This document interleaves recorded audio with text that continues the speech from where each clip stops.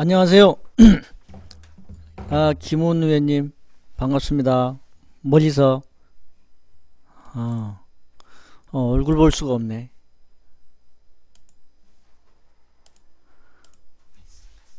아, 제가 오늘은, 제가 개인적으로는, 최근에 하는 일들이 많아서, 제가 지금 이게 지금 4개월째인가, 지금 기술형 창업 지원 프로그램으로 강의를 하고 있는데, 에, 오늘은, 어, 제가 업데이트를 못했으니까, 기술금융 관련해서 그동안에 은행에서 나온 자료들을 많이 가져왔는데 이것하고 그 다음에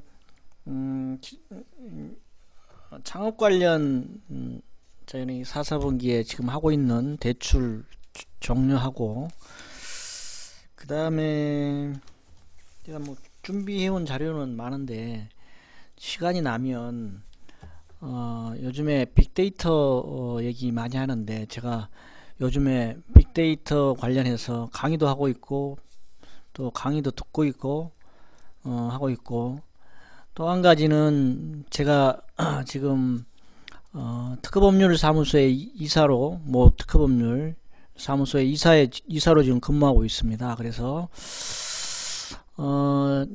특허 관련해서 그제 뭐 강의가 있었던 것 같은데 제가 직접 들은 것도 있고 또 제가 강의안도 제가 가지고 있어요. 그래서 지금 뭐 시간상으로는 그것까지는 할 수가 없고 또 한 가지는 최근에 기업들이 어렵다 보니까 계속 뭐 부실화되고 또 그렇다 보니까 기업들이 기업회생 절차에 들어가고 있는데 또 제가 얼마 전에 법원으로부터 판사로부터 제가 기업 구조조정임원으로 이제 발령이 나서 그 일도 지금 하고 있습니다. 그래서 눈꽃 뜰 새 없이 바빠서 아마 그런 쪽에도 혹시 기업들이 아마 문의를 할 수도 있어요. 우리 기업이 이렇게 어려운데 이거 회생할 수 있는 방법이 없느냐. 내가 도저히 이자 부담이라든지 그동안에 뭐 사채라든 이런 걸 동원해서 도저히 운영하기가 힘들다. 그러면 이걸 어떻게 해야 되느냐. 이런 거에 대한 컨설팅도 기본적인 거는 알아야 돼요. 그래서 그런 것까지 해서 뭐 얘기해주고 싶은 거는 많은데 짧게 그러면 기술형 창업 프로그램 뭐 한번 좀 스크린 하고 그쪽으로 넘어가도록 하겠습니다. 예, 목차는 이렇고요. 기술형 창업 지원은 대개 이제 창업 기업은 뭐 연수에 따라서 이제 나누기도 하는데 법상 창업 7년 이내 중소기업을 기술형 창업기업 이렇게 하고요. 기술은 뒤쪽에서 얘기하는 공인된 고급 기술이라든지 연구비 비중이 일정액 이상인 중소기업 이런 거를 보유하고 있으면 한국은행에서 지원해주는 금융중개지원 대출의 하나로서 이용할 수 있다. 이게 기술형 창업 지원 프로그램의 하나입니다. 그다음에 이게 한국은행 통화정책은 쭉 얘기를 많이 했던 건인데요. 그래도 이게 전체를 알고 또 이제 강론으로 들어가는 게 좋을 듯해서 이거는 넣었으니까 이거는 기본적으로 큰 그림을 그릴 때 항상 가지고 있어야 돼요.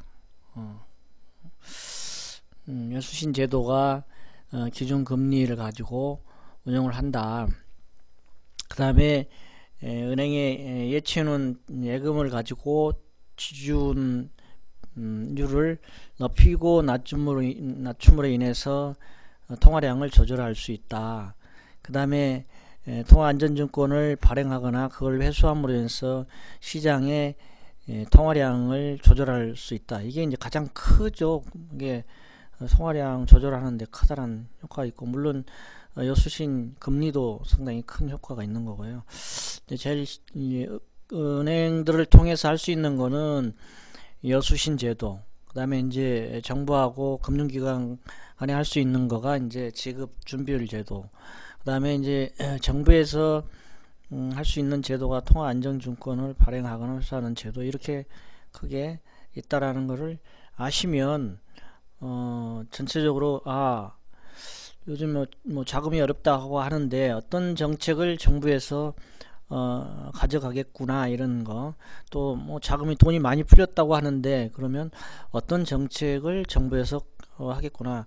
금통위가 매달 열리거든요. 금통위가 매달 열리는데 이제 주로 이제 하는 게 이제 기준금리를 이번에 0.25%를 올릴 건가, 그대로 갈 건가.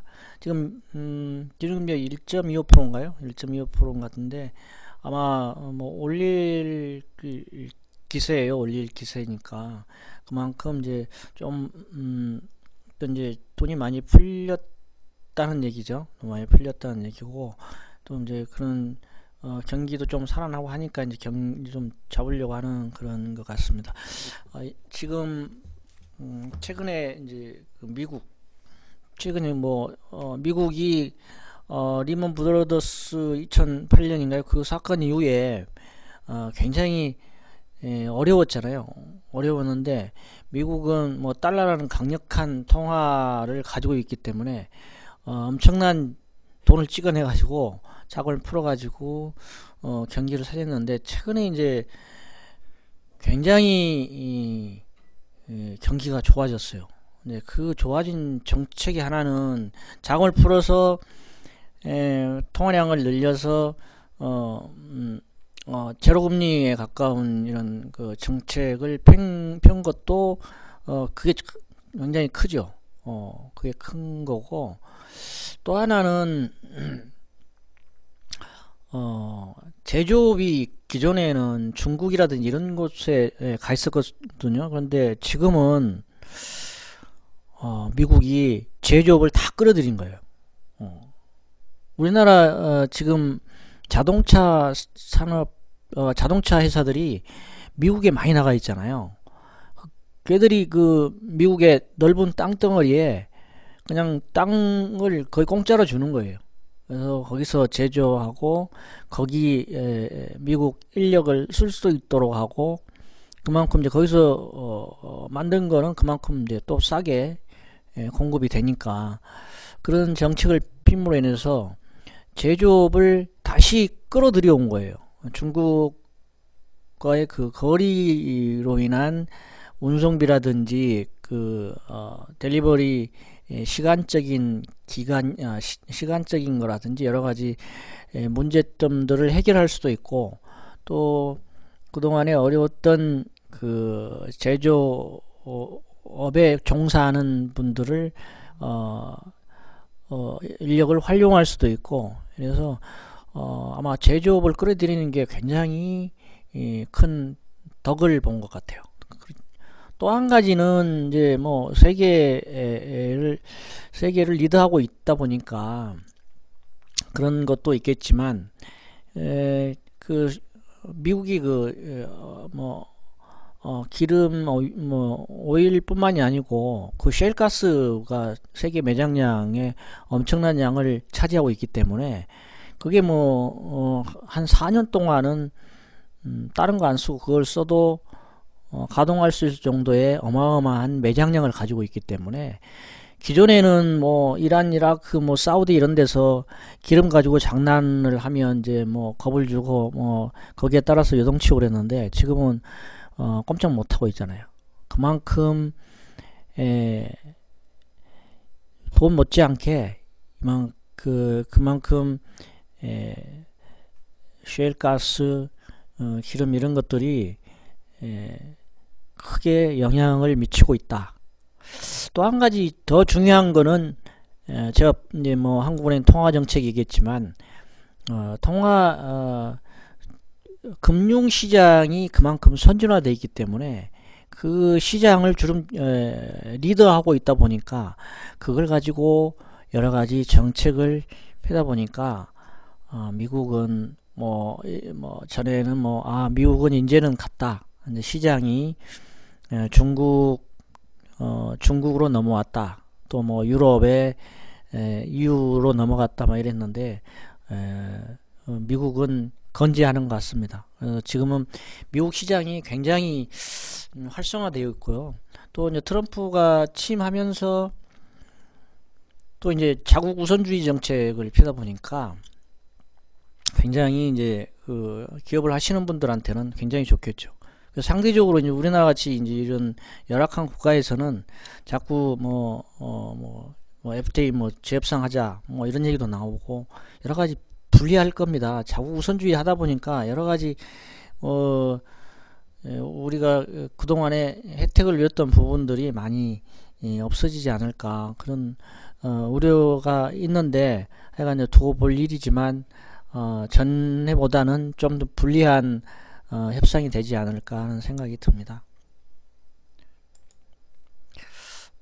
금융중개 지원 대출은 기존에 있었던 무역금융 또 신용대출 자영업자 지원 시투자금 있는데 여기에 이제 기술형 창업 지원 자금이 있다. 이거는 매년 한국은행을 통해서 지원해주는 금액이 늘어나고 있다. 용납하시고 앞쪽에서 고급기술 얘기했는데 그런 부분들은 이렇게 특허라든지 실용신앙권을 갖고 있거나 정부에서 인정하는 인정기술을 보유하고 있거나 R&D 기반 창업기업 그 다음에 TCB 기반 창업기업 연구개발 우수기업 또 이제 여기에 추가해서 고급기술을 보유하고 있다라고 금융기관하고 한국은행이 협의를 하면 이것도 고급기술로 인정을 해준다. 뒤쪽에 좀 자세히 또 나오니까요. 그걸로 하시면 될 것 같고요. 프로세스는 그렇습니다. 이게 한국은행이 정한 그 범위 내에서 기업 기술형 창업기업 범위 내에 범위에 해당하는 기업 그러면서 그런 중소기업에 대해서만 1년 만기로 운전자금에 한해서 지원을 해준다. 절차는 일반 대출 받은 절차하고 대동소이한데요. 거래은행이나 보증기관에 가서 상담을 합니다. 어디 먼저 가든 그거는 관계가 없는데요. 먼저 거래은행부터 가는 게 좋을 듯 합니다. 이 자금이 있는지 여부 확인해 보고요. 이따 보증기관에 한번 가서 상담해 보라. 이게 더 빠른 길일 수 있습니다. 보증기관에 가서 상담 다 해놓고 은행 왔더니 우리는 이 자금이 없습니다. 그러면 다른 은행을 다른 은행에 자금이 있는지 또 확인해야 되기 때문에 거래은행 가가지고 있는지 물어보고 자금 여유가 있는지 이런 자금 받아놓은 여유가 있는지 물어보고 있다 그러면 보증기관에 가서 상담해서 보증서 끊어오면 그만큼 빨리 신속하게 할 수 있습니다. 그 다음에 기술형 창업 지원 체크리스트를 검토하는데 체크리스트는 뒤쪽에 또 나오니까 하시고요. 그 다음에 대출 신청하시면 그 다음 대출 받을 수 있고 그 나머지 이제 한국은행에서 자금을 빌려준다고 했으니까 대출해 줬으니까 빌려온 다음에 과거에는 이런 중개자금 대출이 한국은행에서 돈 가져온 다음에 지원해주고 했는데 그러다 보니까 이제 절차가 늦다 보니까 지금은 대상이 되면 한도 범위 내에서 해주고 한국은행에서 자금은 나중에 땡겨오되 소급해서 적용해주는 그래서 기업 입장에서는 아무런 이런 절차를 몰라도 될 정도로 몰라도 됩니다. 은행 내부적으로 이제 하는 거니까. 그래서 이제 혹시나 그러면은 내가 한국은행에서 자금 온 다음부터 적용되나 이런 걱정은 안 하셔도 된다는 얘기입니다. 운전자금 지원 제외 대상은 거의 다른 대출 하고 대동소이한데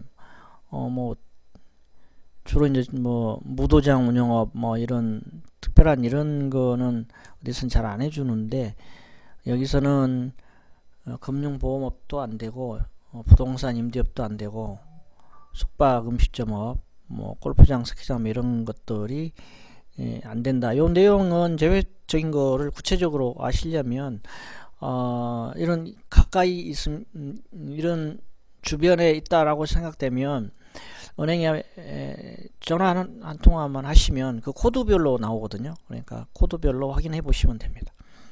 제외 대출도 정책 자금으로 이미 정책 자금하고 엮여서 하는 거는 안 되고요.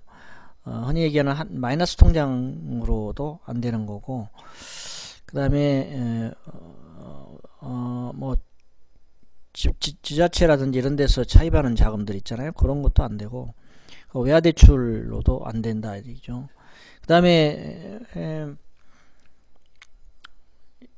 기존에 대출 받은 것을 중도에 상환하겠다. 그래서 뭐 요거를 받아가지고 상환하겠다 이런 것도 안 돼요.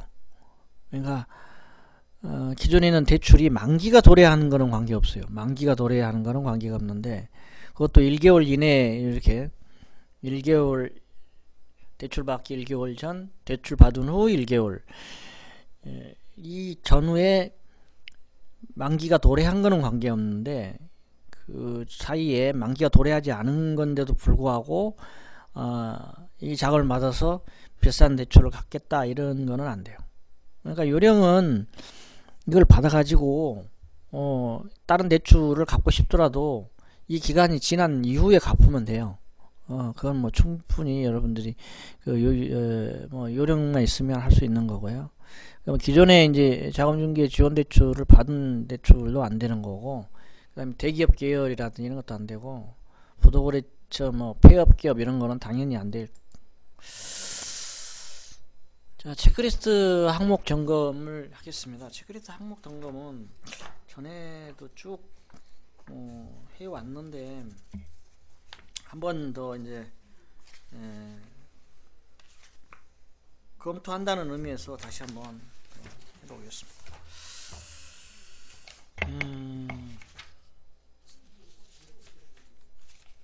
그러니까 뭐 제외업종 그 한국 표준산업 분류표상에 거든요. 금융보험업은 K자로 시작되고요. K자로 64에서 66업종. 그다음에 부동산 임대업은 L자로 시작해서 68, 68 또는 69. 그다음에 숙박 음식점은 I자로 시작해서 55, 56. 그런데 이제 호텔업, 휴양 콘도 운영업 이런 데는 뭐 예외입니다. 예외. 그다음에 골프장 스키 운영업 이거는 R912 업종은 제외한다. 그다음에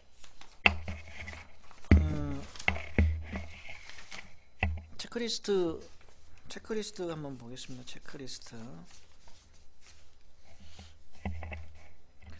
창업 후 7년 이내 중소기업. 그러니까 창업일은 창업 1로 소급합니다. 창업 1 날짜로 소급해서 7년 이내인지 아닌지 이렇게 보는 거고요.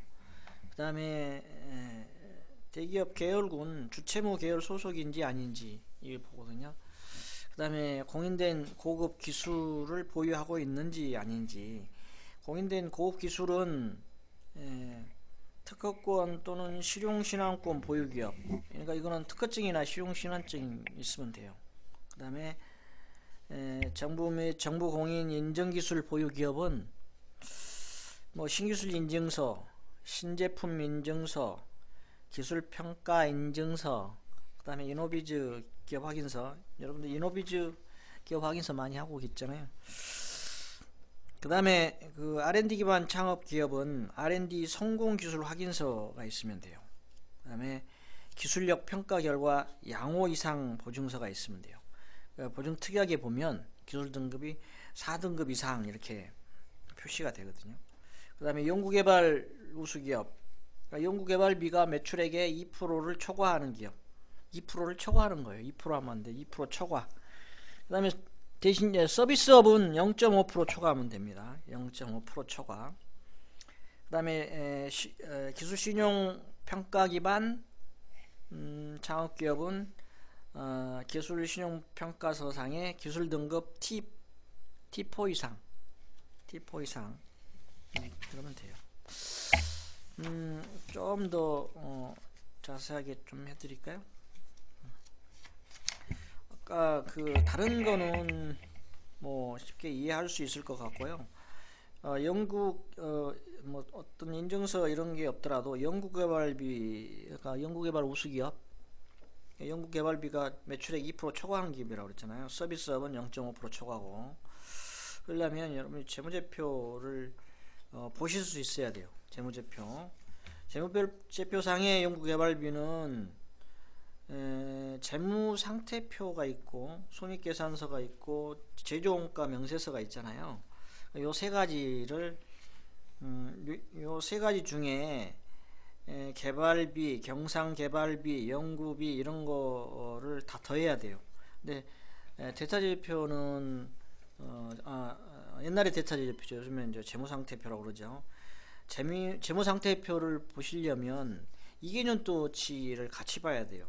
그러니까 전년 대비해서 이개년치를 봐야 되거든요. 2015년 말 기준, 2016년 말 기준 해가지고 전년 대비해서 얼마만큼 증가했느냐.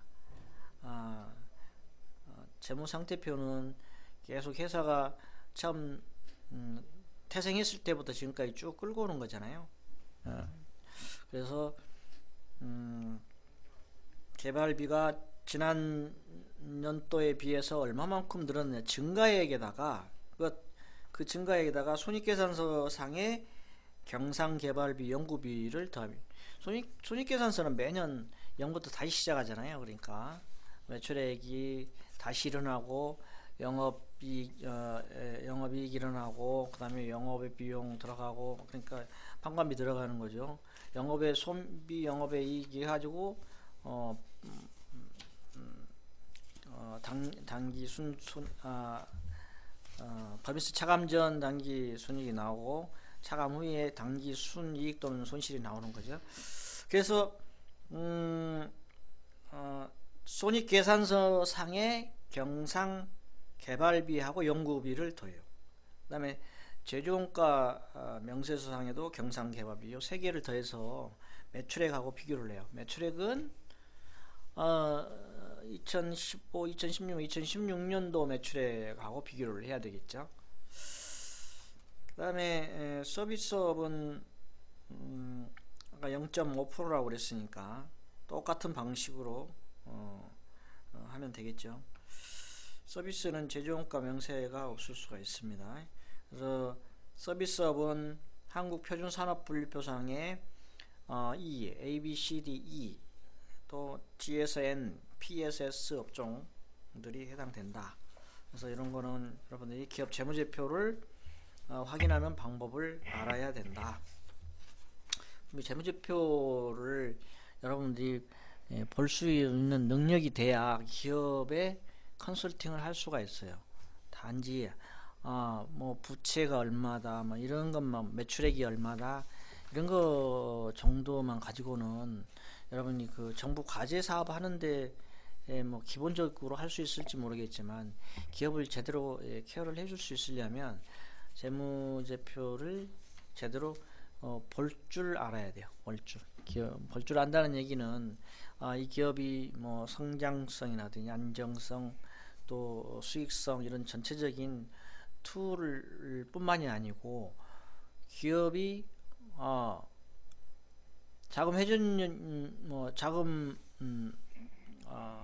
현금 흐름도 알아야 되겠지만 그 기업이 그 자금 회전 기간 그러니까 물건을 만들어서 납품을 하고 그게 이제 현금화 될 수 있는 회전 기간, 물건의 회전 기간도 알아야 돼요. 이 기업이 1년이면 몇 회쯤 회전이 되는 건가 하는 것도 알아야 기업이 운전 자금이 얼마가 필요하겠구나, 연간. 그러면 자금이 얼마가 부족하겠구나. 은행에서는 그거를 봐요.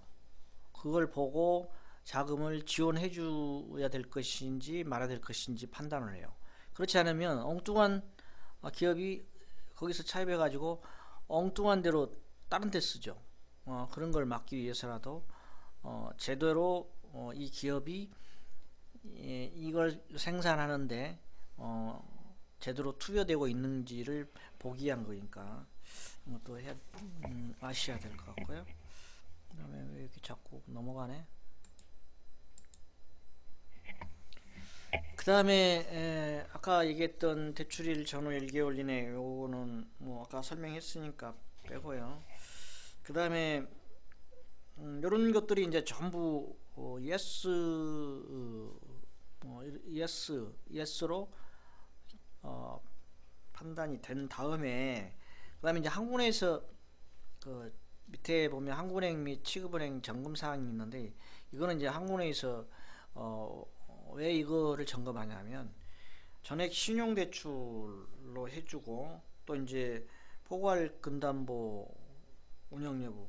근데 포괄근담보로 은행에서는 가능하면 운영을 하려고 그래요. 포괄근담보하고 한정근담보 차이는 기업이 발생하는 모든 대출에 대해서 이 포괄근담보를 하면 담보 효과가 있어요. 근데 한정은 요건에 대해서만 담보를 잡겠다, 뭐 이런 그 한정된 거죠. 제약된 거죠. 그래서 이제 과거에는 은행은 다 포괄 근저당 설정을 했거든요. 근데 이제 최근에 몇 년 전부터 정부에서는 포괄 근저당은 하지 마라, 한정으로 해라, 특정으로 해라, 막 이러다 보니까 지금은 한정으로 주로 하죠. 그래서 한국은행에서는 전액 신용으로 하고, 또 포괄 근담보로 안 하고 한정으로 하면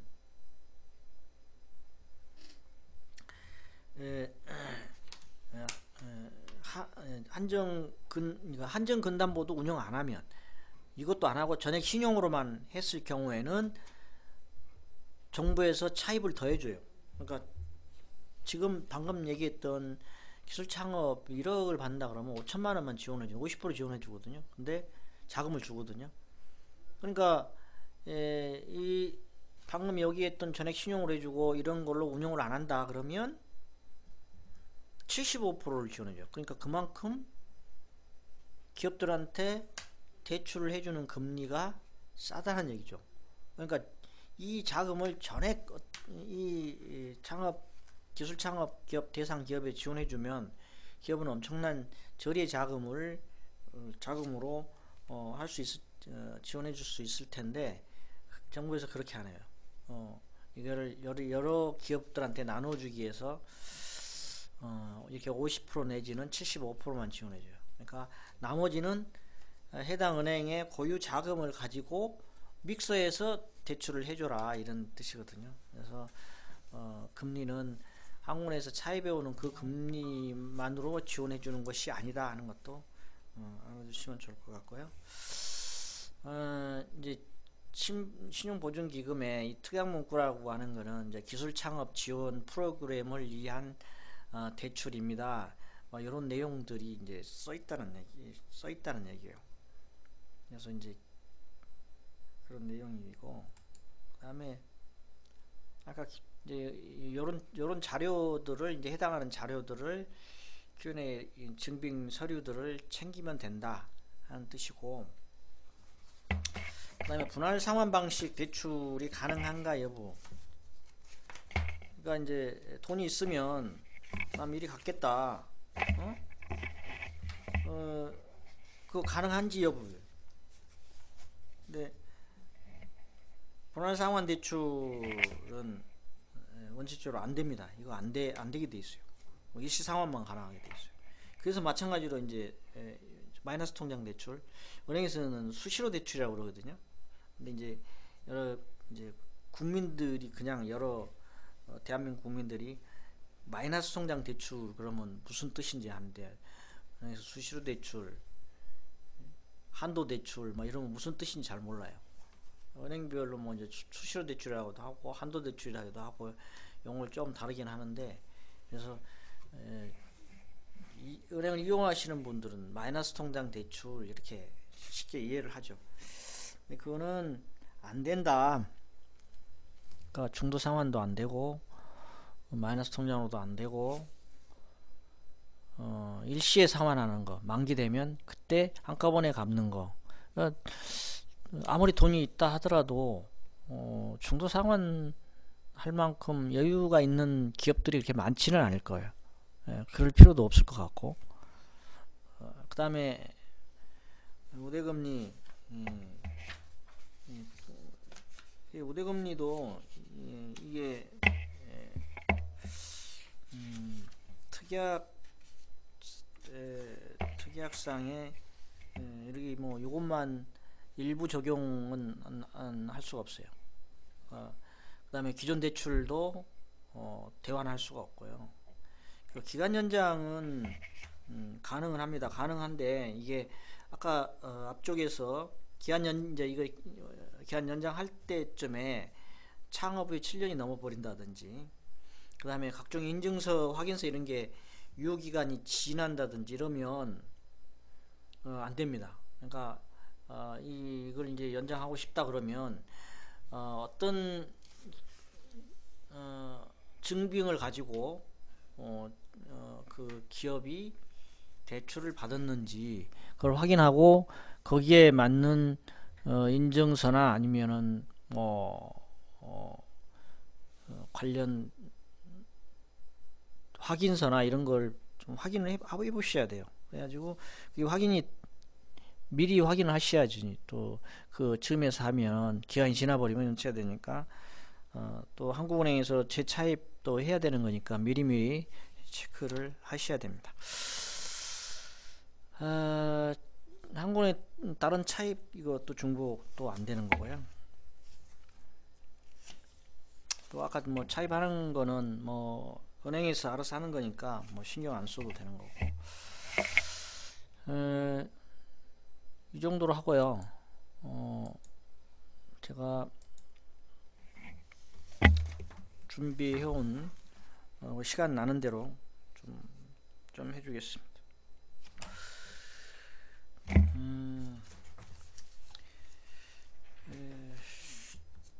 지금 뭐 제가 쭉 뭐 몇 번 얘기를 했었는데요.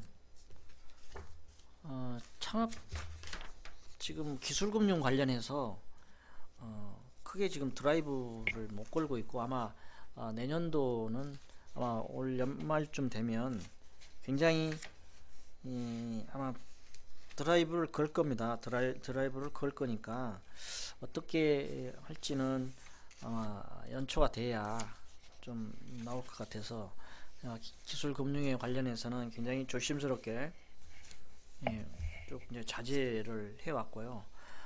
그럼에도 불구하고 이제 정권이 바뀌었어도 기존에 시행하기로 했던 부분에 대해서는 드라이브를 이렇게 심히 걸지는 않지만 하고는 있습니다. 하고는 있는데 제가 쭉 얘기했듯이 기술금융에 대해서는 은행별로 이렇게 서열을 매기고 은행한테 인센티브, 은행별로 잘 안 되는 인센티브를 주고 페널티를 주고 한다고 했잖아요. 그래서 그 강도는 좀 뭐 다를지는 모르겠지만 하고는 있다. 그래서 그때 뭐 제가 얘기했던 부분 중에 뭐 신용대출, 기술 신용대출도 평가를 하고, 특히 그 차주수, 그러니까 많은 기업들한테 기술금융을 해줘라, 또 기술금융 관련해서 신용대출을 해줘라, 이런 거거든요. 또 기술력이 있는 기업을 해줘라, 그래야 기술력이 있는 기업에 지원해줘야 매출도 제대로 일어났고 뭐 기업 성장도 성장력도 있을 것이고 결국은 그게 국가에 도움이 된다, 이런 거거든요. 그래서 그런 지표들을 은행에서 평가를 받고 있기 때문에 그런 방향성을 가지고 기업들을 컨트롤하면 도움이 된다. 그래서 이제 기술 등급 우수 기업 하면 제가 전에 TCB 여러분들 강의할 때 기술 등급 T4 이상 정도 되면 기술 등급 우수 기업으로 인정받을 수 있고, 또 이제 좀 전에 얘기했던 이제 기술력 기반 고성장 기업이라고 하는 거는, 그 기술력 기반이라고 하는 거가 뭐 연구소를 갖고 있다든지 뭐 벤처 이노비즈 이런 확인서를 갖고 있거나 3년간 매출액이 연평균 20% 이상 증가, 엔드 개념 기술력 기반 고성장. 그러니까 벤처 이노비즈 연구소 보유하고 있거나 아니면 3년간 매출액이 증가율이 20% 이상인 기업, 이런 기업들은 기술력 기반 고성장 기업이라 해가지고 적극적으로 지원해주고 있고, 그 다음에 유망 기술 분야 업종 영위 기업은 많이 아실 거예요. 여러분들이 요즘에 뭐 융합 기반이잖아요. ICT, 뭐 신재생 에너지, 이게 뭐 무려 202개 업종이나 되니까 아실 것 같고요. 그 다음에 뭐 TCB 뭐 평가 뭐 하는데 1년에 한 번씩 제가 재평가 한다고 그랬잖아요. 재평가해서 T5, T6 뭐 이렇게 되면 재평가를 안 해도 된다. 뭐 다시 안 해도 되고, 대신에 이제 신규 지원은 가급적 지양이라, 이런 것이 내려와 있고요. 그 다음에 은행에서 이제 신규로 신용대출이라는 얘기는 담보가 없는 걸 얘기하거든요. 신용대출은 주로 이제 TCB 평가를 해라, 이런 얘기예요. 사전에 기술력 평가를 해서 TCB 평가를 해서 기술금융을 취급해라, 이런. 이게 정부에서 평가 지표에 들어가 있다 보니까 은행에서 굉장히 이것이 신경을 많이 씁니다. 그래서 은행에서는 평가상에 가산점을 줘요. 그래서 이런 우수 기업들은 신용으로 해주려고 할 겁니다. 그 다음에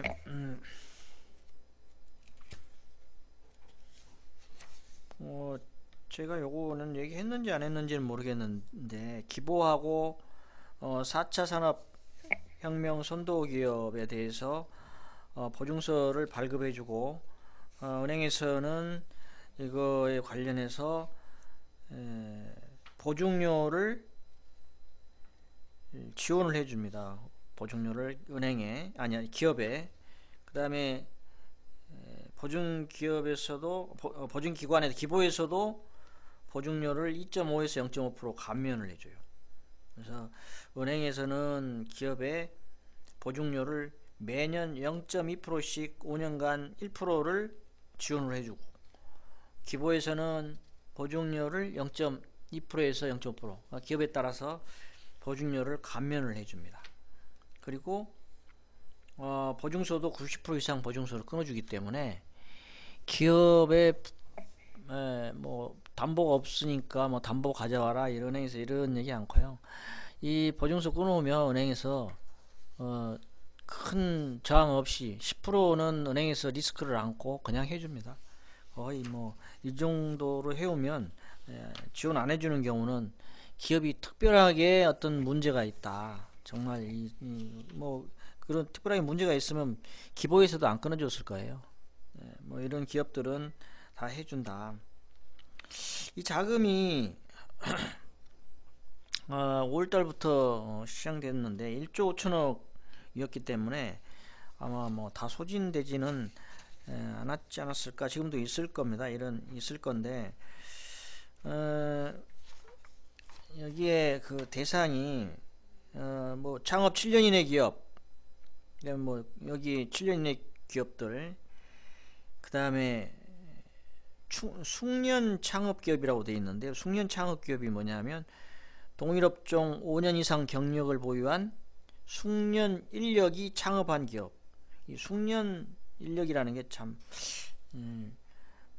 5년 이상 동일업종에 경력을 보유한 사람이면 숙련 인력으로 보는 모양이에요. 그러니까 이런 게 뭐 경력 증명 떼가지고 뭐 얼마만큼 증빙만 하면 되겠죠.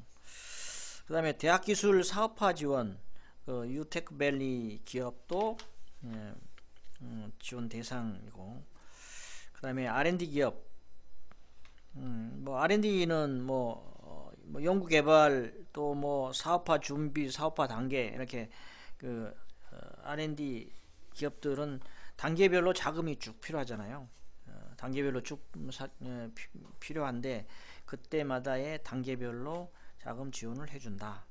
그 다음에 수출 중소기업, 수출 유망 중소기업 또는 수출 실적이 최근 1년 또는 단기 매출액의 30% 이상 또는 100만 불 이상인 기업, 이런 것들이 수출 중소기업으로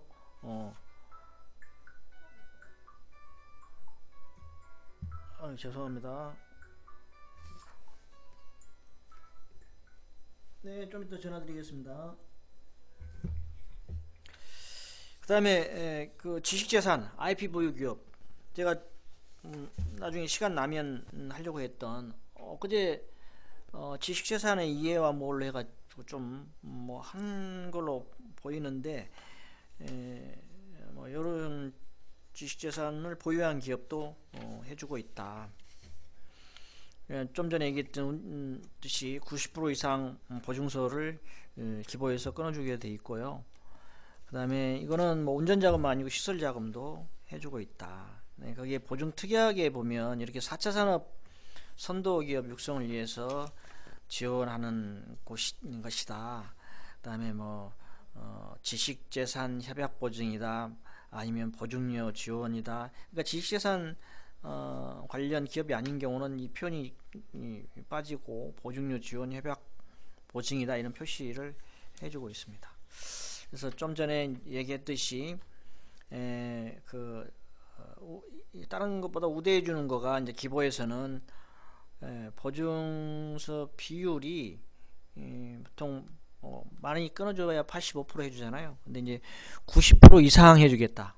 최소 90%까지는 끊어주겠다. 그 다음에 보증료 감면 해준다고 그랬잖아요. 이것도 보증료 감면도 기업 그 신용평가 등급에 따라서 틀려요. 기보에서 평가하는 신용 등급에 따라서 0.2% 최저 0.2% 감면해주고 최고는 0.5%까지 감면해준다. 그 다음에 좀 전 은행에서는 뭐 보증료를 매년 0.2%씩 5년간 총 1%를 지원해준다. 그 다음에 또 이거 외에도 은행에서 기업마다 차이는 있지만 담보 감면을 해줍니다. 감면을 해줘요. 금리 감면을 해줘요. 그러니까 담보를 그 비율에 따라서 최대 뭐 1.3%까지 해준다고 그러는데 최대 1.3% 받는 기업은 극히 드물 거고요. 뭐 이렇게 받는 기업도 있기는 있습니다. 그 다음에 기술 평가를 하게 되면 이거 은행에서 300만원 지원을 합니다. 그러니까 아마 기업은 좀 들어가는 게 없을 겁니다. 그 다음에 이 중에서 이제 창업 1년 이내 기업은 아까 뭐 90% 이상 한다고 그랬잖아요. 100% 발급해 줍니다. 100% 발급을 해주고 있고요. 이게는 다른 은행은 이거 취급하지 않습니다. 기보하고 기업은행만 한 거기 때문에 특히 창업기업, 수출기업, 또 기술 우수 기업 대상들은 은행에서 적극적으로 지원해 주려고 하기 때문에 이런 거 참 활용해 주시면 좋을 것 같습니다. 아까 제가 이제 그 세세한 내용들을 얘기는 안 했는데 좀 더 얘기를 하자면 신성장 공동기준, 신성장 산업기업 이런 거 있잖아요. 이제 뭐 주로 이제 해주는 게 첨단 제조, 자동차, 화학, 신소재, 에너지, 뭐 요즘에 환경, 건강, 진단, 뭐 전기전자, 정보통신, 그냥 들으세요. 그냥 아마 귀에 많이 익었던 것들일 거예요. 뭐 센서, 측정, 문화도 됩니다. 문화 콘텐츠. 요즘에 그 문화 콘텐츠도 대상이 된다. 그래서 보증 비율은 요 신성장 산업은 90%에서 95%까지 해줍니다. 그러니까 기술사업 평가 등급을 기보에서 기술사업 평가 등급을 매기는 평가를 합니다. 그래서 그 등급에 따라서 그렇게 해준다. 그 다음에 요거는 아까 뭐 제가 0.2에서 0.5라고 했는데 여기는 이 신성장 산업 영위기업은 0.2% 내지는 0.3%까지 감면을 해준다. 이거는 뭐 지금 지원해주는 금액이 가장 규모가 큽니다. 3,500억이니까. 그 다음에 대학기술 사업화 지원 기업은 이거는 뭐 대상이 있을까 싶은데 요거는 이제 대학 교수들, 이공계 교수들, 석박사 연구원들이 창업할 때 협약대학 추천을 받은 창업 후 5년 이내 기업, 이런 게 있습니다. 실제 저도 이제 이런 교수들을 만났고, 이런 또 실제 뭐 기업 하시는 분도 있고, 이런 분들은 보증 비율을 90%로 해줍니다. 근데 이 중에서 창업인데 1년 이내면 100% 해주고요. 보증료는 0.5% 우대를 해줍니다. 1,000억 해주고요. 그 다음에 숙련 창업기업. 숙련 창업기업은 동일 업종에서 5년 이상 경력을 보여. 아까 숙련 인력 창업한 기업이라고 했죠. 이거는 보증 비율이 90%, 보증료 0.2% 감면, 5년 동안이니까 매년 0.2%씩 해준다는 얘기고요. 이건 1,500억 지원해주는 거고. 그 다음에 창업 7년 이내 기업, 아마 여기에 제일 많이 포함되어 있을 것 같은데요.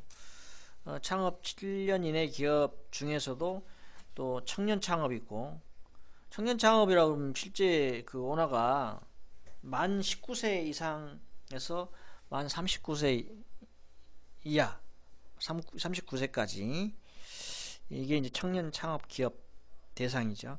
그 다음에 일자리 창출 기업, 그 다음에 기술사업 평가 등급 BB 이상인 기업. 이거 보증 비율이 청년 창업 기업은 90%, 일자리 창출 기업은 85%. 여기 일자리 창출 기업은 90%가 아니고 85%네요. 이거는 85%. 창업 후 1년 이내에는 100% 이렇게 해주는 거고요. 그 다음에 청년 창업 기업은 보증료를 0.4%. 이거는 기업이 신용 등급하고 관계없이 0.3% 고정 퍼센테이지를 우대에 감면해 준다.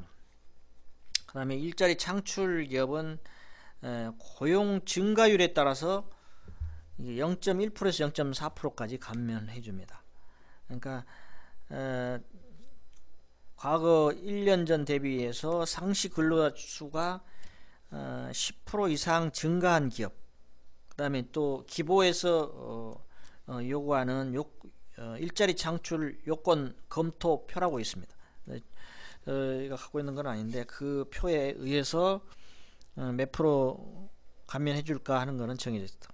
그러니까 이런 대상이 되면 몇 프로 해당 감면되는가를 구체적으로 알려면 기보의 요건 검토표를 봐야만 되는데 그거는 공개를 하지 않죠.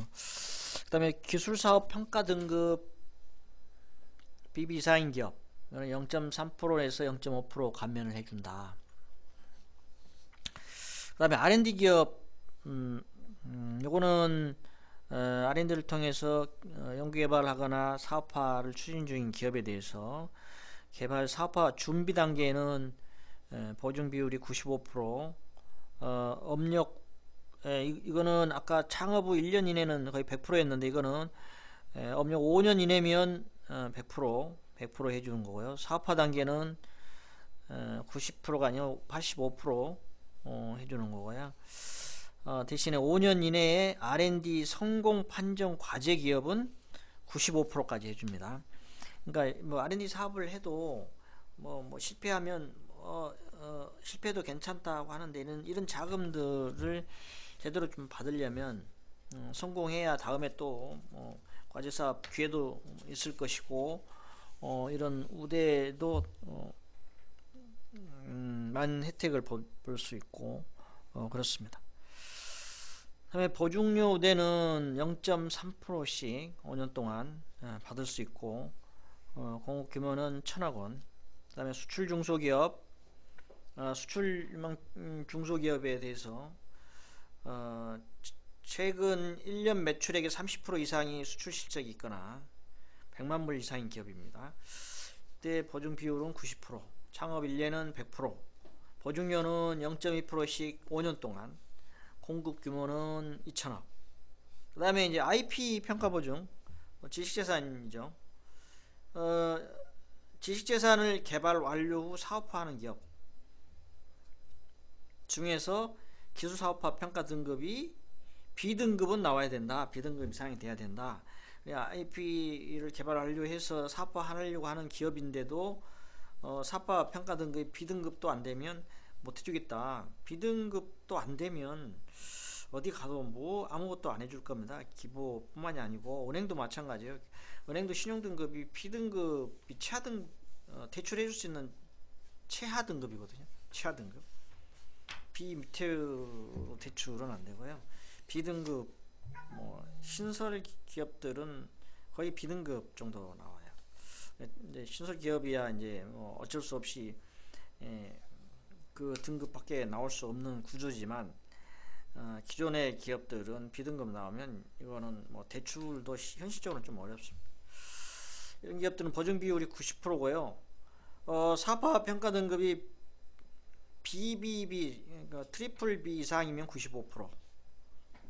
트리플 B 이상이면 상당히 사업화 평가 등급으로는 괜찮은 업체죠. 보증료 우대에는 0.3% 감면해 주는 거고요. 트리플 B 이상 사업화 평가 등급이 이상이면 0.5% 감면입니다. 그러니까 리스크가 그만큼 적다. 그러니까 기보든 은행이든 이거를 지원해 줌으로 인해서 나중에 제때 원활하게 자금이 회수되고 또 문제가 없는 그런 기업일수록 리스크가 적기 때문에 리스크 비용이 여기에 안 들어가기 때문에 그만큼 혜택을 많이 주는 거예요. 은행에서는 금리를 낮게 주고 기보에서는 보증료를 싸게 해준다는 얘기죠. 그만큼 많이 감면해 준다는 얘기는 보증료를 더 싸게 낮게 받겠다는 얘기죠. 그 다음에 이제 IP 평가 보증 하는데 평가료를 저희 기업은행에서 지원해줘요. 300만원. 이거는 4천억 정도 된 4천억 규모입니다. 굉장히 큰 규모죠. 그 다음에 IBK 창업 3 플러스 프로그램이라고 되어 있는데 이거는 이제 창업 후 7년 이내 기업에 대해서 전액 신용대출로 지원해 주는 거예요. 그래서 뭐 추가로 뭐 금리 감면은 뭐 지점장한테 있는 거고요. 그 다음에 창업한 지 얼마 안 됐기 때문에요. 기술력이 있다 그러면 이런 기업에 대해서 대출을 1년까지 이자도 안 내는 게 아니고 유예를 시켜요. 그러니까 1년 후에 만기 될 때까지 유예를 하는 거예요. 그러니까 그때 1년 동안 벌어가지고 그때 이자를 내라 이런 것도 시행을 하고 있다. 한 1,000억 정도 되는데요. 창업 후 7년 이내의 기업이면 대상인 거고 이런 기업들은 뭐 기술력이 있어야 되는 기업들이기 때문에 아마 기술력 판단은 은행에서 할 거니까요. 한번 창업한 기업들은 기술력이 있다고 판단되면 해보면 좋습니다. 대출은 동일인당 뭐 최고 3억까지는 해주는데요. 최고 3억이기 때문에 실제 최고 3억이지만 3억 받는 기업은 그렇게 많지 않을 겁니다. 많지는 않을 거고 한번 평가 등급이라든지 여러가지 이런 거 보고 향후 기술력도 보고 해야 될 거예요. 그래서 금리는 창업 후 1년 이내 기업은 뭐 많이 해주는 편입니다. 이게 최대 1%까지 해준다고 되어 있는데 실제 뭐 1%까지 해주기는 쉽지 않을 것 같고요. 그 다음에 이제 창업 1년 초과 3년 이내는 0.5%까지, 그 다음에 3년 초과 7년 이내까지는 0.3%까지 추가로 할인을 더 해주고 있다. 그 다음에 아까 대출 이자를 유예한다고 그랬잖아요. 유예해 준다고 그랬잖아요. 이런 게는 기술 등급이 T5 이상이 나와야 됩니다. T5면 보통에서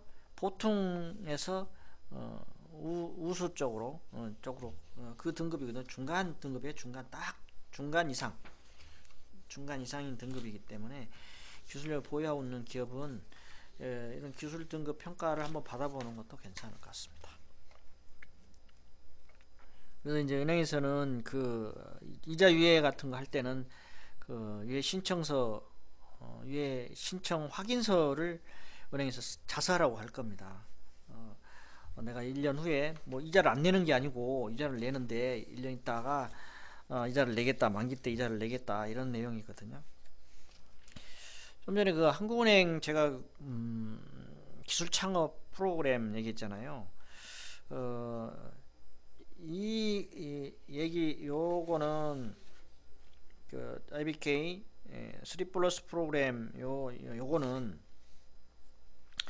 한국은행 기술형 창업 프로그램하고 결합해서도 지원이 가능하답니다. 이게 다른 대출은 이게 기술 창업 지원 프로그램하고 믹서를 못하게 돼 있어요. 근데 이거는 믹서를 해서 할 수 있다.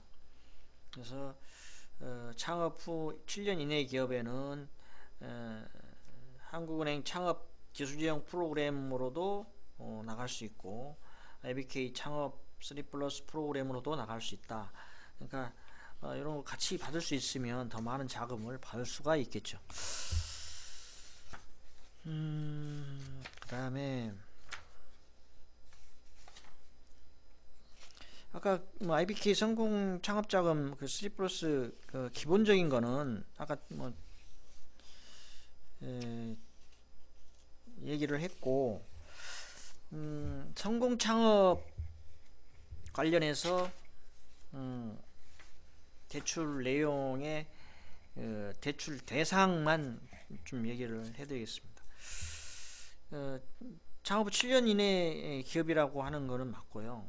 이제 부분적으로 이제 좀 우대 지원 해주는 대상이 있습니다. 그러니까 우대 지원 해주는 대상, 이런 기업들은 우대해서 해준다. 금리를 일단 우대해 준다는 얘기고요. 또 여러 주 내용이 금리죠. 보증료, 금리, 그러니까 신용보증서 발급 기업. 그러니까 이 IBK 성공 창업 대출은 아까는 기보하고 이제 맺은 그 내용들이고, 이 보증서는 기본뿐만이 아니고 지역 신보. 저희는 이제 지역 신용보증재단을 그냥 지역 신보 이렇게 얘기도 하거든요. 기보, 또 신용보증기금의 신보 이렇게 얘기하는데, 여기 세 개 중에서 85% 이상 보증서를 발급받은 기업에 대해서는 금리 감면을 해줘요. 85% 이상 95% 미만은 0.3%, 95% 이상 100% 미만은 0.5%, 100% 보증서를 발급받으면 0.7%의 금리를 더 감면해서 더 싸게 해준다는 얘기죠. 그 다음에 초기 창업 기업은, 이게 이제 큰 틀에서 대상은 창업일로부터 7년 이내의 기업인데, 초기 창업이라 창업일로부터 3년 이내의 기업, 요 기업들에 대해서는 0.3% 이내에서 금리를 감면을 해준다. 그러니까 창업한 지 얼마 안 된 기업들은 더 어려우니까 금리를 좀 더 깎아주겠다 하는 뜻이에요. 그 다음에 창조경제혁신센터 추천기업, 추천받은 기업도 최대 0.5% 이내로 감면을 해주겠다. 근데 지금 신청부 들어와가지고 지금 이 창조경제혁신센터를 어떻게 운영할지 하는 거는 좀 다르게 운영할 겁니다. 이런 게 있다라는 얘기고요. 그 다음에 우수기술 보유기업, 기업은행 신용등급 트리플 B 이상이면서 기술 등급이 T4 이상, 뭐 기술 등급이 뭐 기술 평가 기관에서 받든 기업은행에서 받든 기술 등급이 T4 이상인 기업에 대해서는 0.5%까지 금리를 감면해 준다. 또 이제 특이한 게 북한 이탈 주민이 창업을 했거나 분명히 있을 거예요.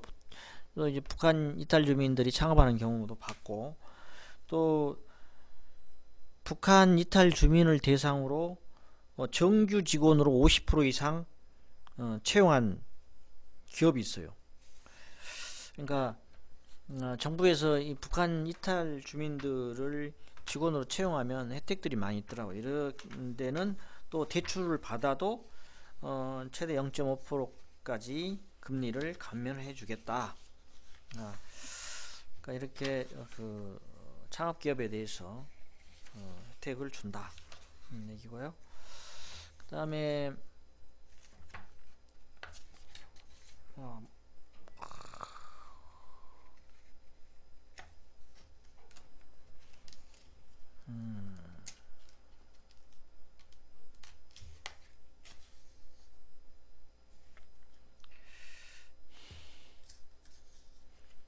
기술형 창업지원 프로그램을 쭉 얘기를 했는데, 또 창업지원 프로그램이라고도 있어요.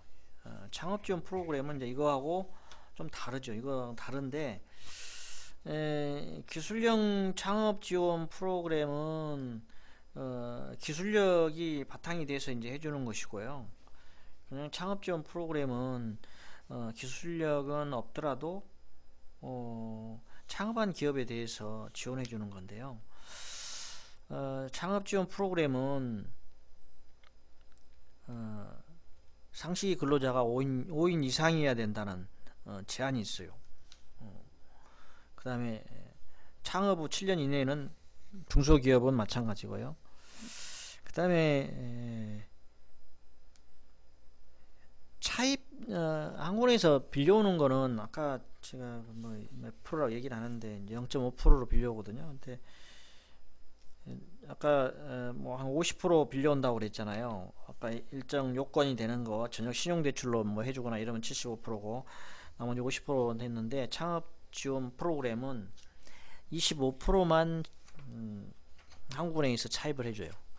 25%만 지원을 해줘요. 그러니까 75%는 은행 자금으로 하다 보니까 그렇게 금리가 싸다 하는 느낌을 그렇게 못 받을 거예요. 크게 못 느껴요. 크게 못 느낀다. 그렇지만 일반 은행의 자금만 가지고 지원 대출을 받는 것보다는 싸다. 그렇게 알고 계시면 되겠습니다. 그 다음에 기업은행에서 하는 그 IBK 소상공인 희망대출이라고 있습니다. 그래서 소상공인 대출 관련해서 얼마 전까지 11월 10일까지인가요? 지원해준다고 뭐 지원 신청하라는 거 제가 그 중기청 자료를 봤는데요. 했는지 모르겠는데, 이거는 그 IBK 소상공인 희망대출라 해가지고 청년 창업자들한테 해주는 건데요. 만 39세 이하 대표자가 창업 5년 이내의 기업, 이럴 때는 지역 신보의 부분 보증서라든지 전액 보증서, 부분 보증서라는 건 전액 보증서 아닌 걸 다 부분 보증서라고 그랬거든요. 그 발급받은 39세 이하 대표자, 창업한 지 5년 이내 기업에 대해서는 최대 5천만 원까지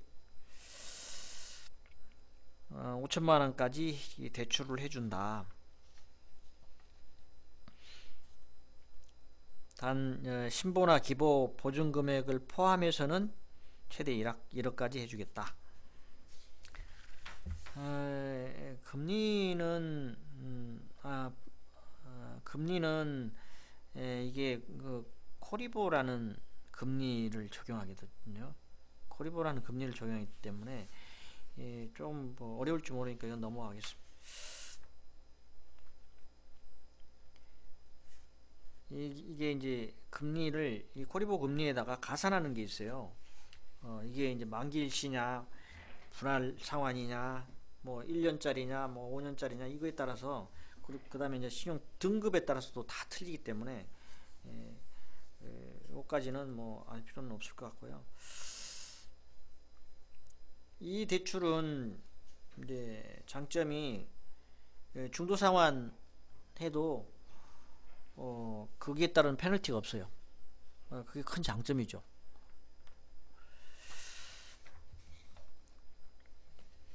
그 다음에 그 지난번에 제가 한번 수탁보증 관련 해줬는데 그 소상공인 특별지원 관련해서 수탁보증부 대출 이거는 상시근로자 10인 미만인 기업이고 80% 수탁보증서. 이 수탁보증서라는 얘기는 뭐냐면요, 기보 신보 그 다음에 지역 신보에서 보증서를 발급을 하잖아요. 그래서 그 보증서를 가지고 은행에 가서 은행에서 대출을 받는데 그걸 이제 위임을 한 거예요. 그러니까 은행 입장에서 수탁이고 기본의 신보 입장에서는 위탁이죠. 그래서 은행에서는 수탁보증이라 해가지고 그 수탁보증서를 은행에서 발급해주면서 대출을 하는 거예요. 그러니까 보증기관에서 이런 요건을 갖춘 기업체한테만 수탁보증서를 발급해라 하고 위임을 한 거죠. 그런 요건에 해당되는 기업만 보증서를 발급을 해서 대출을 해줄 수가 있어요. 근데 은행에서는 이게 잘 안 하려고 그래요. 예전에 많이 했는데요. 좀 꽤가 됐죠. 근데 이쪽에 이제 전문 은행원들이 전문가들이 아니다 보니까 자꾸 그 규정을 우리 규정이 아니다 보니까 그걸 실수하는 경우가 많았어요. 또 이제 의도적으로 체크를 누락하는 경우도 있었고, 그러다 보니까 나중에 이 기업이 부실이 됐을 때 직원들이 많이 물어냈어요. 그거 잘못 취급해야죠. 그러면서 은행원들이 이 수탁보증 이거는 해서는 안 되겠다. 그래서 기피를 하면서 이게 흐지부지 됐었거든요. 존속은 했지만 흐지부지 했었는데 다시 이제 좀 활성화하기 위해서 수탁보증부 대출을 하고 있습니다. 아마도 이제 요건이 좀 심플할 거예요.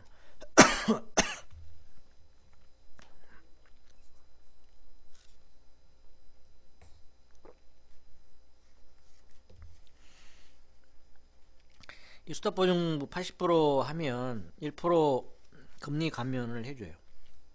감면해주기 때문에 은행이 수탁보증부 대출이 있느냐, 그러면 또 직원들이 모르는 직원들이 많아요. 그 은행원이 다 만능이 아니에요. 몇몇 직원들 많아요. 해본 직원만 알고요. 이것 말고도 얼마나 많은데 은행 내부적으로 아는 규정도 제대로 모르고 대출도 제대로 모르고 하는 친구들이 많은데 다른 기관 거를 니네들이 또 해라 위임을 했는데 그거 들여다보고 열심히 하는 친구들이 별로 없어요. 그래서 잘 모르면 그렇게 물어봐요. 기업은행에서도 보증 지역 신보에서 지역 신용보증재단에서 위임 받아 가지고 보증서를 발급해서 대출해 주는 제도가 있다는데 알고 계세요? 그렇게 해줄 수 있나요? 그렇게 한번 물어보세요. 근데 이게 딱 보면 알 수 있잖아요. 걔가 이거를 알고 있구나, 반응을 보면 알 수 있잖아요. 그래서 받을 수 있는지 좀 체크 좀 해주세요 하면, 자기가 모르면 많은 직원을 통해서 상담을 하라고 하든지 아니면 자기가 메모해놨다 연락을 준다든지 할 거라고요. 그런 식으로 해서 활용해 보도록 하시고, 그 다음에 개인 사업자들에 대해서 인터넷으로 대출을 해주는 게 있어요. 인터넷으로 대출을 해주는 게 있는데, 이게 소기업 신용등급이 BB 이상인 개인사업자들에 대해서 이거는 이제 기업은행 입출금 원화 통장이 있어야 되고요. 그 다음에 대표자 명의의 휴대폰 번호가 등록이 돼 있어야 되고요. 또 사업자 등록 낸 지 3개월 이상 돼야 되고, 대표자 개인 등급 있잖아요. 개인 등급이 6등급 이상이야 돼. 그러니까 물론 이제 그 인터넷 뱅킹도 가입돼 있어야 되겠죠. 이렇게 돼 있으면 인터넷으로도 대출을 받을 수 있어요. 인터넷으로도 신청해 가지고 대출을 받을 수 있다. 그러니까 개인 사업자라도 이런 대상이 되면 인터넷으로 한번 신청을 해 보시는 것도 좋습니다. 인터넷으로 신청하시면 또 이제 자동 상환하겠다, 뭘로 하겠다 이런 내용에 따라서 들어가 보시면 감면하는 기준이 있거든요. 그 기준에 따라서 하는 거기 때문에 사람이 거기서 더해주고 하는 게 아니고 인터넷이 그런 프로그램을 만들어 놨기 때문에 거기 들어가서 보시면 내가 얼마를 받을 수 있고 대상이 되고 안 되고 하는 거를 알 수 있을 겁니다. 그 다음에 이제 정책자금 관련해서는 진흥공단이라든지 소상공인 진흥공단 이런 곳에서 하는 거를 은행에서 자금을 받아 가지고 하는 거는 많이 있습니다. 특히 이제 기업은행 같은 경우는 명칭이 국제은행이고 중소기업은행이잖아요. 그러다 보니까 이 정책자금은 제일 많이 보유하고 있습니다. 좀 많이 보유하고 있고, 또 정부에서 또 제일 컨트롤하기 좋은 은행이다 보니까 기업을 위해서 많이 하고 있다. 그렇게 알고 계시고요. 좀 전에 창업 일자리 창출 금융 지원 부분에 대해서 신보하고도 이게 협약이 돼 있는데, 3년 이내 기업 중에서 신성장 동력산업 영위기업 이거나 신보의 4.0 스타트업 보증 대상 업종이라고 있어요. 신보에서 상담해 보면 이 대상이 되는지 여부를 알 수 있을 거예요. 그래서 이것도 이제 보증 비율을 100% 해주고, 보증 기한도 3년으로 해주고, 보증료율도 좀 낮게 해주고, 은행에서도 금리 낮게 해주고 할 거니까 또 한번 보증료 지원 협약도 있고 특별 지원 협약도 있고, 특별 출연 협약은 창업한 지 3년 이내 기업이고, 보증료 지원 협약은 창업한 지 3년 초과 기업이고, 초과 기업인데 상시 근로자를 10% 이상 증가시킨 기업이에요. 그러니까 일자리 창출 기업이니까 그런 기업에 대해서는 금리도 최대 1%까지 깎아주고 보증료도 0.5% 감면을 해준다. 그러니까 여러분들이 정부가 어떤 방향으로 금융 정책이라든지 이런 걸 끌고 가는지에 대한 것을 자세히 보시면 이런 방향성하고 일맥상통한 들 많아요. 왜냐하면 정부가 이런 방향으로 끌고 가면 금융위 내지는 금융위 산하의 은행들은 그 정책 방향에 따라서 움직이게 돼 있어요. 일자리를 많이 해야 되겠다, 창업을 많이 해야 되겠다, 뭘 많이 해야 되겠다, 그러면 어떻게 하면 그런 쪽으로 끌고 갈 건가, 그런 쪽에 지원을 해줄 건가 하는 방향으로 이 상품을 계속 만들어내는 거예요. 거기 끌고 가는 거예요. 또 이제 금융위 같은 데서는 그런 걸 가지고 평가를 해요. 은행들을 줄을 세우고 말 잘 듣게 만드는 거는 그런 거 가지고 이제 평가를 하는 거죠. 평가를 하니까 거기에 따라서 움직일 수밖에 없어요. 그런 방향성을 읽으려면 저 위에 대통령으로부터 어떤 방향성을 가지고 어떻게 얘기를 하는 것 예의주시하고 보시는 것도 앞으로 어떻게 가겠구나 하는 것을 알 수가 있습니다. 또 이제 요거는 정리하겠습니다. 아까 기술형 창업자금 얘기했고요. 아까 그 창업지원 프로그램 얘기했죠. 이것도 기술형 창업지원이나 그 창업지원 프로그램도 다 한국은행에서 차입을 하는 거예요. 한국은행에서 50% 차입하느냐, 75% 차입하느냐, 25% 차입하느냐 이 차이고요. 지원 대상이 이제 기술력이 있는 기업을 대상으로 하는 거고, 그냥 창업 지원은 기술력은 없지만 창업한 지 7년 이내고 상시 근로자가 5인 이상이면 대상이다. 이렇게 아시면 되겠고요. 또 이제 은행에서 자체적으로 하고 있는 기술금융 지원 특별 프로그램도 있는데, 이거는 이제 은행의 신용등급이 WB 이상이고 TCB 평가 T4 이상인 기업, 이것도 이제 T4 이상인 기업은 금리 우대도 해주고 금리 감면 우대해준다는 얘기죠. 그런 걸 해준다. 그 다음에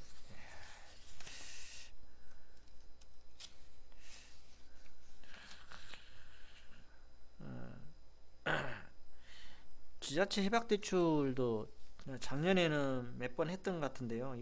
이게 2차 보전 해주는 지자체 해박대출이 있거든요. 이것도 활용하시면 참 도움이 되는 대출인데요.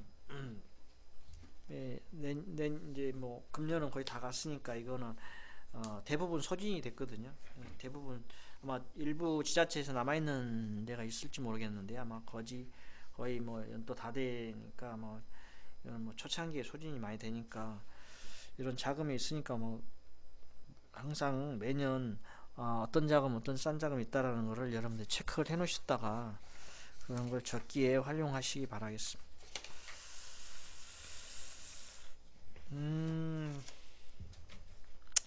굉장히 뭐 제가 장시간에 할 수 있는 거를 짧은 시간에 막 얘기를 했는데요. 뭐 작년 재작년 제 강의를 들으신 분들은 뭐 기억이 뭐 새록새록 나실 거고요. 이런 부분이 좀 바뀐 부분이 있구나 생각하실 거고, 또 새롭게 들으신 분들은 뭐 전체적인 이해는 할 수가 없을 거예요. 할 수가 없지만 은행의 뭐 창업기업에 대해서 다양한 상품이 있구나, 또 우리 이런 기업의 대상이 될 줄 모르겠구나, 한번 상담을 받아봐야 되겠구나 하는 것들이 있습니다. 제가 갖고 있는 자료는 이 대상 기업들의 어떤 업종이 대상이 되는 거고 대상이 안 되는 기업들, 뭐 유망 중소기업들 이런 건 있는데, 너무 이게 뭐 양이 많으니까 뭐 그런 기업이 있다라는 걸 생각하시고, 또 아까 제가 최근에 법원에 그 판사로부터 이제 기업회생 기업, 옛날에 그 법정관리 기업들, 지금은 기업회생 기업이라고 그러는데, 이런 기업들이 어마어마하게 늘고 있어요. 기업회생뿐만이 아니고 여러분들 개인 회생도 굉장히 많아요. 대개 기업 CEO들은 기업이 부실화되면 개인도 다 개인 회생 절차를 거치든지 아니면 개인 파산을 하든지, 기업도 마찬가지로 파산을 하든지 기업 회생 절차를 거치든지 둘 중에 한 가지예요. 이제 그거에 대한 고민은 CEO가 하는 거죠. CEO가 하는데, CEO가 하기 전에 저와 같은 사람을 상담을 하든지, 그렇지 않으면 변호사들을 주로, 요즘에는 변호사들이 먹고 살게 1년이면 뭐 800명씩 나오잖아요. 그러다 보니까 변호사들이 지금은 이제 앞으로 갈수록 별걸 다 할 겁니다. 공인중개사도 뭐 끼어들겠다고 해가지고 지금 뭐 공인중개사 업계가 난리고, 또 뭐 앞으로는 미국 같은 데는 뭐 교통사고 나면 제일 먼저 뛰어드는 게 변호사답니다. 그리고 지금은 이렇게 기업이 부실화되는 기업들 쫓아다녀요. 쫓아다녀가지고 처음에 저희가 검토해가지고 기업회생 절차 신청해 줄게 하고 전에는 2천만 원 기본적으로 수수료를 수임료를 받았거든요. 이게 다 선불이에요. 선불. 손해는 손해 안 봐. 그러니까 기업이 2천만 원 당장 없으면 못 해요. 지금은 이제 뭐 영세한 기업도 많고 그것도 경쟁이다 보니까 1,000만 원까지 떨어졌다는 얘기도 있어요. 그러니까 기업이 좀 이게 재무 상태가 안 좋고 좀 오래 갈 것 같지가 않고 또 매출액이 적고 이런 데는 뭐 별거 할 것도 없다 그러는 데는 이렇게 적게 받나 봐요. 1,000만 원 정도도 받고 사나 봐요. 근데 그분들은 저희가 봐도 알 수 있어요. 저희가 봐도 알 수 있는데 물론 이제 원래는 이런 일을 누가 해야 되냐면요. 회계사들이 해야 돼요. 회계사들이 보고 이 기업을 현재 가치, 미래 가치, 청산 가치라고 그러죠. 청산 가치하고 미래 기업 가치를 이렇게 평가를 해서 미래 기업 가치가 높다고 판단되면 이걸 살리고 그렇지 않으면 이게 파산되는 건데요. 이게 이제 변호사들이 법무법인 만들어 가지고 그걸 가지고 이제 수임 따 가지고 돈 먹고 좀 이제 규모가 있는 데는 회계사를 거느리고 일을 하고요. 그렇지 않으면 회계사들한테 위탁을 해요. 위탁을 해서 이 기업 좀 해봐라 이렇게 주는 경우가 있는데요. 제가 지금 담당하고 있는 기업은 매출에 법무법인한테 변호사한테 3천만 원 줬더라고요. 근데 혹시 이제 이런 일을 겪을 수도 있어서 제가 여러분들이 컨설팅하면 분명히 있을 거예요. 기업이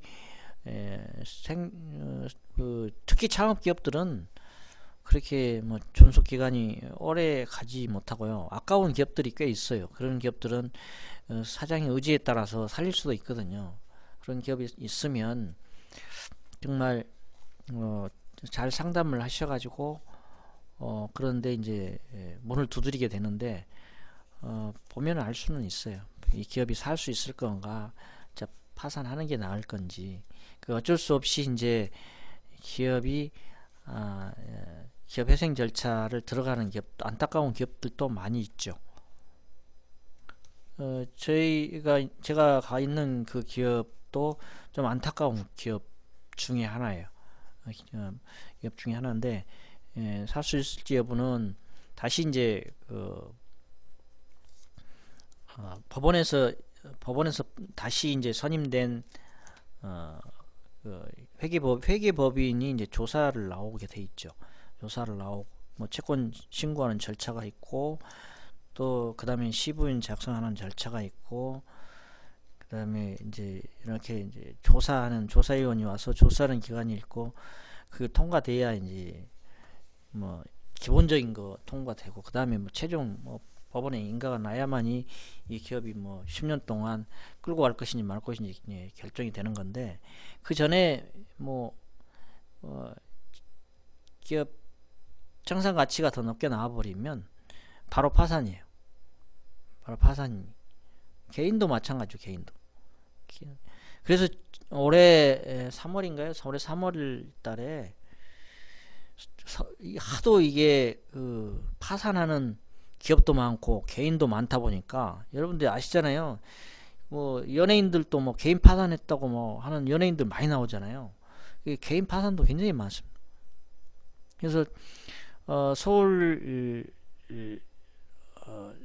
서울지방 중앙법원에 파산부가 있었는데요. 그 파산부가 워낙 비대해져가지고 지금 서울 회생법원으로 해서 법원이 하나 또 생겼어요. 올해.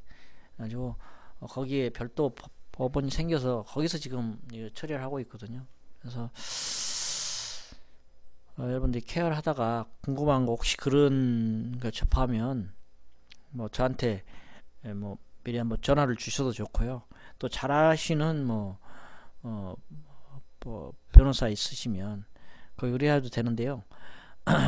하다 보면 변호사한테 그쪽 전문 변호사 아니면은요 나중에 또 바꾸게 돼요. 그 얘기는 뭐냐면 업무를 잘 몰라요. 업무를 잘 모르기 때문에 변호사라고 해가지고 모든 법률적인 걸 다 아는 게 아니에요. 그런 경험이 없으면 굉장히 고전해요. 그래서 법원에서 굉장히 많이 짜증을 내요. 뭐 서류 제대로 못 해오고 막 하고 그러면요 중간에 교체하는 경우도 많아요. 일을 제대로 못 하니까.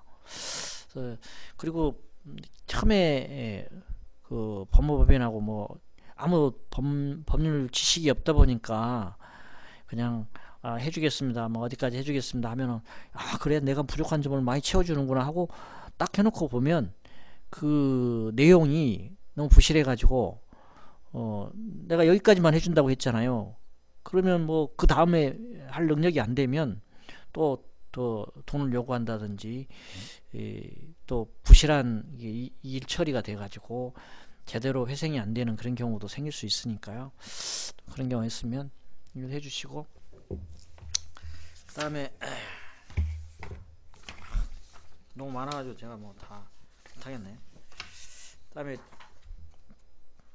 최근 특허 관련 요거는 뭐 얘기를 했다고 그러니까 제가 특허 법률 사무소에 있다 보니까 혹시 제가 그쪽에 이사로 있다 보니까 혹시 이런 거 출원하거나 뭐 등록을 해야 되는데 애로사항이 있으면은요 저한테 얘기하세요. 다른 데보다 저렴하게 해줄 수 있는 그런 여건이 돼 있으니까.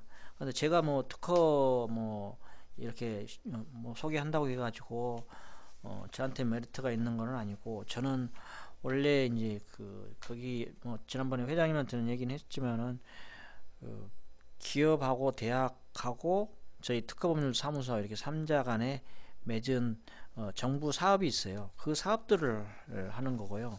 또 일부 파트는 또 이것만 이런 특허 등록 출원만 전문적으로 하는 파트가 있어요. 그래서 그쪽으로 얘기하면 뭐 CEO는 뭐 똑같으니까 해주시면 될 것 같고, 제가 최근에 제가 박사과정을 받고 있는데요. 이 특허법률 사무소 우리나라에서 뭐 최고 큰 곳에 변리사가 와가지고 제가 특허법률 사무소에 근무하는데도 와서 좀 강의를 하니까 좀 얘기 좀 들었어요. 거기서 얘기한 것 중에서 뭐 다른 거는 뭐 얘기 안 하겠고요. 뭐 다 들었으리라고 얘기하고, 지금은 뭐 특허 유지 기한은 뭐 20년 동안 보호를 받을 수 있다는 거하고, 그다음에 요즘에 그 특허 괴물이라고 뭐 들어보셨는지 모르겠는데요. 특허를 낸다고 해서 그거 가지고 다 되는 건 아니고요. 요즘에는 특허를 내면 그와 유사한 특허를 내 가지고 누가 그거를 상품화하면 그거를 소송을 거는 거예요. 이제 그거 시비를 거는 거예요. 지금 뭐 삼성이라든지 뭐 이런 대기업들도 이 특허 괴물 때문에 굉장히 이제 고전을 하고 있는 겁니다. 그러니까 알게 모르게 이 협상을 해요. 얼마 주고 마무리하고 이러는. 얘들은 이 특허를 가지고 상품화할 의도가 전혀 없어요. 생산할 의도가 전혀 없어요. 이 전문이에요. 요 유사한 특허를 가지고 시비를 걸어가지고 소송을 걸어가지고 거기서 돈을 뜯어내는 거예요. 그게 목표예요. 그러니까 이게 앞으로 굉장히 성행할 것 같고요. 지금 우리나라에도 이런 기업들이 들어와서 크게 하면 꽤나 돈을 벌겠다. 근데 근본적으로 이걸 막을 수 있는 지금 제도가 없는 모양이에요. 이게 참 또 다른 직종이 특허를 출원을 해서 특허 등록만 된다고 해서 그것만 가지고 모든 상품이 만들어지고 될 수 있는 건 아니다.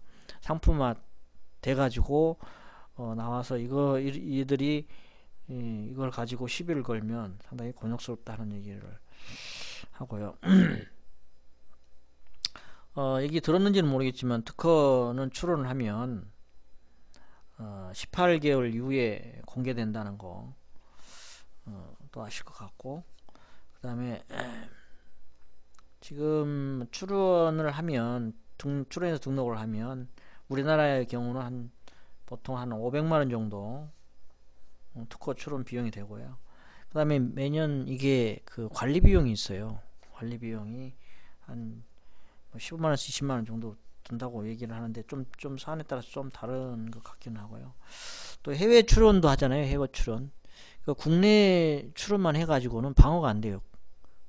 외국 중국에서 국내 출원만 하면 중국에서 이거 들여다보고 거기서 만들면 여기 뭐 중국으로 수출해봐야 걔들이 먼저 하면 또 특허 소송에 걸려요. 걔들이 먼저 등록을 했기 때문에. 그러니까 국가마다 수출하고 방어할 만한 국가마다 해야 돼요. 그 비용이 또 만만치 않아요. 특허 출원 국가마다 비용을 내야 되기 때문에. 그리고 요즘에 뭐 누구 뭐 이렇게 사후에 뭐 저작권 뭐 이런 얘기 하잖아요. 저작권이 사후 70년 죽어도 70년까지는 저작권이 있어가지고 저작료를 받잖아요. 그 후손들이나 이런 쭉 받고 있습니다. 그 다음에 그것도 얘기했는지 모르겠네. 기업 비밀도 뭐 기업 비밀, 영업 비밀도 출은 요것도 이제 보호를 받고 있는 거예요. 그러니까 뭐 코카콜라가 제조 기술 같은 거 이런 것도 다 기업 비밀이잖아요. 그런 것도 받고 있다. 특허 대상도 이제 점지적으로 확대돼 가고 있는 추세죠. 굉장히 확대 많이 되어 있습니다. 비즈니스 모델 같은 거 이런 것도 다 확대되어 가고 있기 때문에 갈수록 이 IP 쪽에 대해서는 굉장히 범위가 점진적으로 확대되어 가고 있다. 실제 그러면 출연을 하면 얼마만큼 등록이 되느냐 하는 거는 보통 한 20% 정도 된다고 얘기를 합니다. 등록률이 한 20% 정도.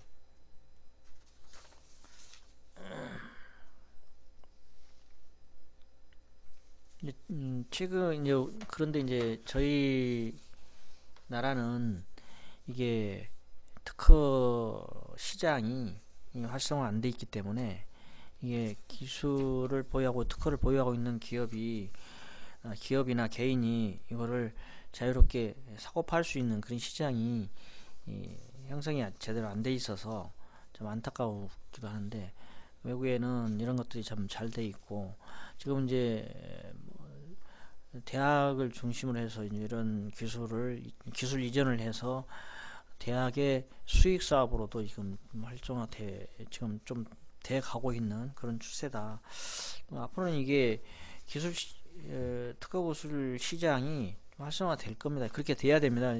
몇 년 전에 이게 하려고 했다가 뭐 자초된 적이 있다고 하는 거를 제가 그쪽 그 전문 교수한테 얘기를 들었거든요. 내용을 좀 들었는데 우리나라는 아직 성숙돼 있지 않을 뿐만이 아니라 상당히 도덕성을 제대로 지키지 않는 기업인들이 많아서 좀 문제다. 그런 얘기를 좀 들었습니다. 그 다음에 시간이 많이 됐네요. 빅데이터 질문 있으면 하겠습니다. 빅데이터는 다음에 하고 있고요. 질문이 없으면 이걸로 마치겠습니다.